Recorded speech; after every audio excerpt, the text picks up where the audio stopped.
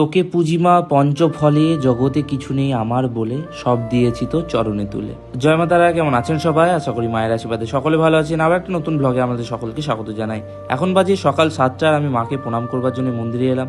চলুন প্রথমে আপনাদের জগৎ জননী মায়ের দর্শন করাই। আর এই হচ্ছে আমাদের জগৎ জননী, আনন্দময়ী, শিলাময়ী মা, উগ্র তারা। মায়ের ভালোভাবে দর্শন করুন, নিজেদের মনের কামনা বাসনা মায়ের কাছে জানান। মায়ের কাছে প্রার্থনাই করি মা সকলকে ভালো রাখুক, সুখে রাখুক, শান্তিতে রাখুক, সকলের মনস্কামনা পূর্ণ হোক।